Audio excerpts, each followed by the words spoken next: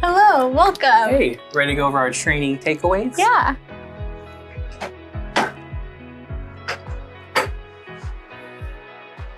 In this video, we will review some main takeaways from our SOGIE 101 training, understanding gender, attraction, and expression beyond the binary. To start, it's important to remember that clients are coming to us and our services carrying an invisible load that we may not always see and are being vulnerable when interacting with our systems. It's important to be mindful of the intersections of our clients' lived experiences, and cultural and generational trauma might result in clients being reluctant to seek services. Historically, the behavioral health system has pathologized LGBTQIA+ experiences within the DSM and in clinical practices, and this has had a harmful and negative impact on the community. For example, letters from therapists are currently still required to receive gender-affirming procedures. Another way the behavioral health system can cause harm is having unnecessarily gender-segregated facilities that can result in someone's gender, pronouns, or name not being respected. We can see individual and institutional bias impacting the care folks receive and can see overlap as well in these areas. To best support all our clients, we need to examine our own individual bias and challenge the heteronormativity, anti-gay bias, and anti-trans bias that may be present in the interpersonal interactions we are having, as well as in the institutional systems and practices. You have the power to work differently and advocate for systematic change. Hey, Jack, what about SOGIE? Great point. Take it away. As a reminder, SOGIE stands for sexual orientation or attraction, gender identity, and expression. Some concepts outside of the SOGIE acronym to note are sex assigned at birth and intersex, which relate directly to physical anatomy. Sex assigned at birth is assigned by a medical professional, typically male, M, or female, F, and may or may not be in alignment with gender identity. Intersex describes variation to internal or external reproductive anatomy, hormones, or chromosomes, and is as common as natural redheadness or cystic fibrosis. What is typically referred to as sexual orientation is really just attraction and can be emotional, romantic, or physical. First crushes emerge on average around the age of 10. Gender identity is one's internal sense of gender, how someone knows themselves to be. Common terms to describe gender include transgender, cisgender, non-binary, genderqueer, gender fluid, agender, woman, or man. According to Dr. Caitlin Ryan's Family Acceptance Project research, gender identity develops between the ages 2.5 and 6 years old. Cisgender is an adjective to describe when someone's gender identity is in alignment with the sex that was assigned to them at birth. For example, a cisgender man or a cisgender woman.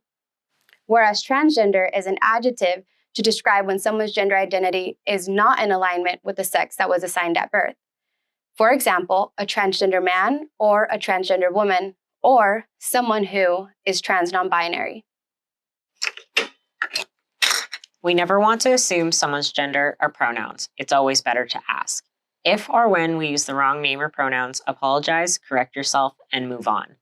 It is important not to assume someone's gender based on their expression or whether you perceive the person as masculine, feminine, or androgynous. Don't forget to practice independently to ensure that you are respecting folks in the language that you are using.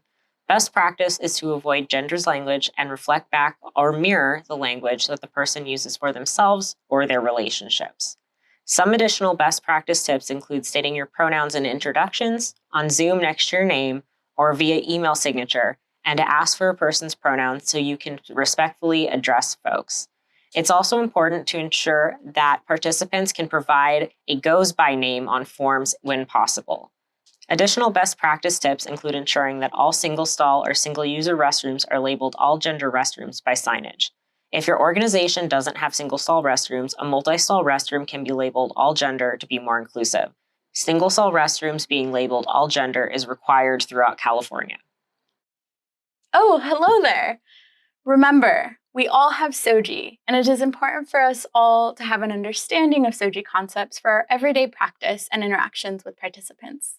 This understanding allows us to be better equipped to participate in the increasingly more common practice within our agencies of asking for and collecting SOGIE demographic data in a way that is culturally informed. Collecting SOGIE data, or data on sexual orientation and gender, is important in providing insight on the folks being served by our programs while allowing us information that may be able to show any disparities or gaps in our services.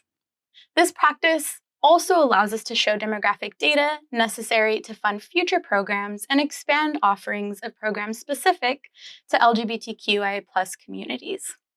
This would not be able to happen without the necessary information and data that we obtain in collecting SOGIE data. Underserved populations continue to be underserved if not represented in the demographic data. Moving forward, what is needed is informed system-wide SOGIE data collection and analysis, continuous training and practice, and more accessible, specialized support. As a reminder, here are some best practices related to collecting SOGIE data. SOGIE data should be collected directly from the participants themselves, and the participant should be the main decision maker when it comes to their responses to SOGIE data collection questions. It is important to consider who will have access to the data and what it will be used for in order to allow for informed consent before collecting SOGIE data. SOGIE information will need to be updated annually or with any new information. Best practice for SOGIE collection also includes not asking folks for their sex assigned at birth and only asking about sex listed on insurance when absolutely necessary for insurance or billing purposes. Thank you for staying informed, and remember, we are here to support and answer any questions that you may have. Here are some local resources for LGBTQ community members and the providers that support the larger community.